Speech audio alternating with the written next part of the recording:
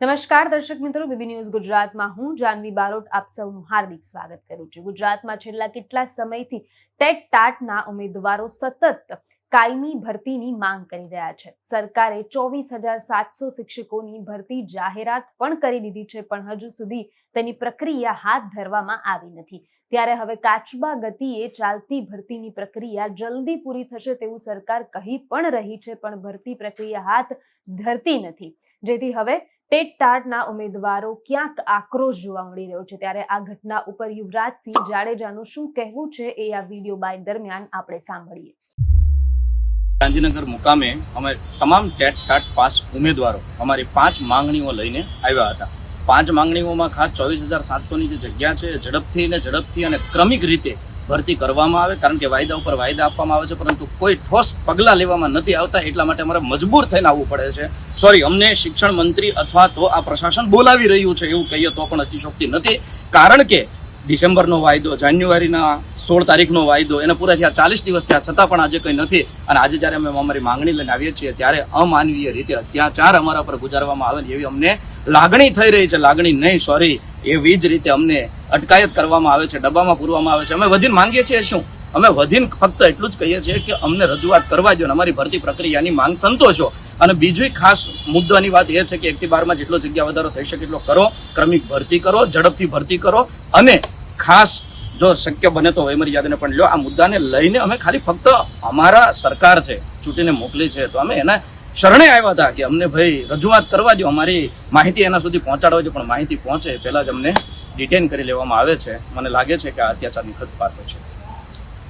જોવા જઈએ તો સરકાર લગભગ 2023 થી લઈને 2025 સુધી 2 વર્ષ વીતી ગયા છે। અમે સતત સંઘર્ષ કરી રહ્યા છે કે અમારી ભરતી ક્યારે થશે। 24,700 ની જાહેરાત તો થઈ, પણ અમને એવું હતું કે અમે 6 મહિનામાં શિક્ષક બની જશું, પણ આ દિન સુધી અમને નિમણૂકનો ઓર્ડર મળ્યો નથી। જોવા જઈએ તો સાથે સાથે અન્ય માધ્યમ જે 1852 ની ફાઇલ છે એમાં કર્મિકનો મુદ્દો તો છે જ નહીં, પણ જાણી જોઈને સરકાર ભરતી કરતી નથી। સરકારની નીતિ સ્પષ્ટ છે કે આ લોકોને ભરમાઈ રાખો, ભટકાઈ રાખો ને આપણે ભરતી નથી કરવાની। ધ્યાન સાહેબ જે રીતે ચાલે છે એ રીતે ચાલી દેવાનું। તો સરકાર સામે મારી એક જ માંગ છે કે જે તમે જાહેરાત કરી છે એ સમયસર પૂરા કરો। આજે જ માંગ લઈને ઘણા બધા ટેટ ટાટ પાસ ઉમેદવારો ગાંધીનગરમાં આવ્યા હતા। ફરીથી સરકાર પોલીસને આગળ ધરી એમને ડિટેન કર્યા છે, ઘણા બધા લોકોને ડિટેન કર્યા છે।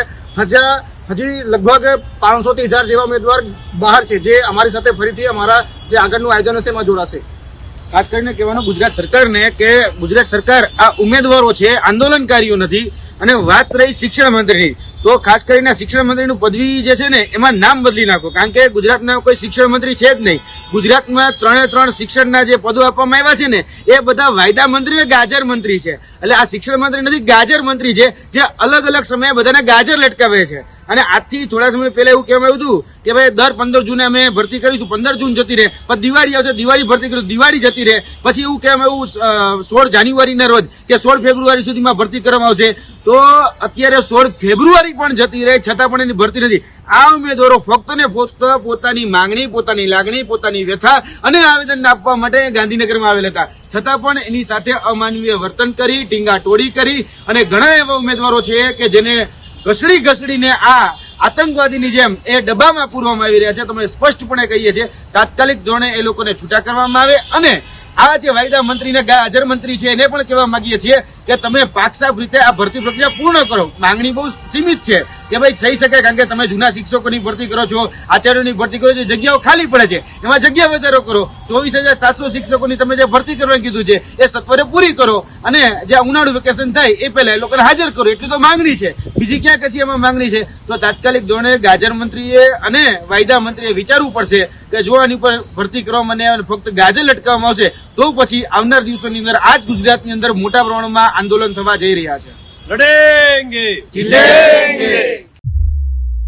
વધુ સમાચાર, વધુ માહિતી સાથે ફરી મુલાકાત કરીશ। હાલ મને રજા આપો। નમસ્કાર।